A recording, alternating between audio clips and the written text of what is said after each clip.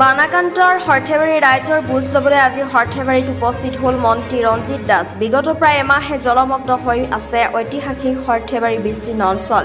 টিহু বুঢ়াদিয়াৰ উন্মুক্ত মথাউৰিয়ে পানী সোমাই সমগ্ৰ অঞ্চলটোতে এতিয়া হাহাকাৰ সৃষ্টি কৰিছে। টিহু নদীৰ এতিয়া আৰু খৰিয়াৰ মাজত নদীৰ কেঁকুৰিত পূৰ্বৰ পৰাই ভঙা মথাউৰিয়ে পানী সোমাই এটি বৃহৎ দ খাৱৈত হৈ যোৱাত টিহু নদীৰ বটিয়া আৰু খৰিয়াৰ মাজত নদীৰ কেঁকুৰিত পূৰ্বৰ পৰাই ভঙা মথাউৰিয়ে পানী সোমাই এটি বৃহৎ দ খাৱৈ হৈ যোৱাত টিহু নদীৰ এক উপনৈ সদৃশ হোৱা স্থান আজি মন্ত্ৰী ৰঞ্জিত কুমাৰ দাসে পৰিদৰ্শন কৰে। টিহু বুঢ়াদিয়াৰ বাঢ়নি পানীৰ বাবে সমগ্ৰ সৰ্থেবাৰী অঞ্চল জলাশয়ত পৰিণত হৈছে আৰু আজি এই ভঙা মথাউৰি পৰিদৰ্শন কৰি বিভাগীয় মন্ত্ৰী পীযুষ হাজৰিকালৈ ৰঞ্জিত কুমাৰ দাসে ফোন লগাই এই মথাউৰি নিৰ্মাণ কৰাৰ বাবে ব্যৱস্থা গ্ৰহণ কৰাৰ বাবে আহ্বান জনায়। অহা খৰালিৰ সময়ত মথাউৰি নিৰ্মাণ কৰাৰ বাবে ৰঞ্জিত কুমাৰ দাসৰ আশ্বাস। কথা পাতিছোঁ, তেখেতৰ এটা আশ্বাস প্ৰদান কৰিছে যে নিশ্চিত ওপৰত এই ক্ষেত্ৰত আমি যথেষ্ট সহানুভূতি দৃষ্টিভংগীৰে চাম বুলি তেখেতে মোক জনাইছে আৰু আমাৰ ৰাইজৰ কথাখিনি শুনিছে। গতিকে মই ভাবোঁ যে যিহেতু গভীৰভাৱে আগৰ জনপ্ৰতিনিধিসকলে যিটো কাম কৰিব লাগিছিলে সেই কামটো নকৰাৰ কাৰণে আজি জীয়াটো ভুগি আছে সৰ্থেবাৰী অঞ্চলৰ মানুহে।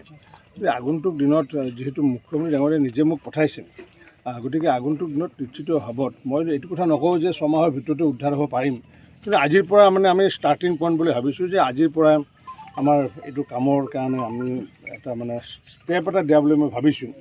আৰু যিহেতু পীযুষ হাজৰিকা ডাঙৰীয়াৰ এইটো ৰেচপন্সটো যিটো পালোঁ আৰু ইতিমধ্যে বিভাগকো আমি 3.5 কিলোমিটাৰ যিটো বনাইছিলে আমাৰ এই পৰ্চনটোলৈ বটীয়া পৰ্চনটোলৈ, তেতিয়াহ'লে আমাৰ মানে কি পানীৰ যিটো সমস্যাটো সমাধান নহ'বগৈ, এটা পাৰ্ট হয়তো ৰখি যাবগৈ, কিন্তু আমাৰ 60খন গাঁও বচাব পৰাকৈ যিটো সমস্যা সেইটো সমস্যাটো সমাধান কৰিব লাগিলে আমি প্ৰায় 6-7 কিলোমিটাৰ আমাৰ ৱাটাৰ ৰিচোৰ্চৰ এটা মথাউৰি আমি কৰিব লাগিব।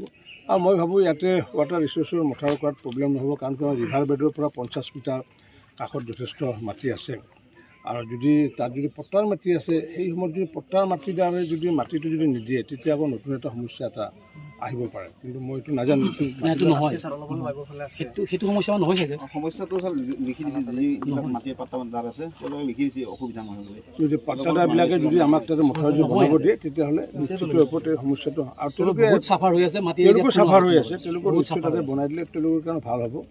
গতিকে আজি প্ৰথম খোজ বুলি মই ভাবিছোঁ, গতিকে দেখা যাওক কি হয়।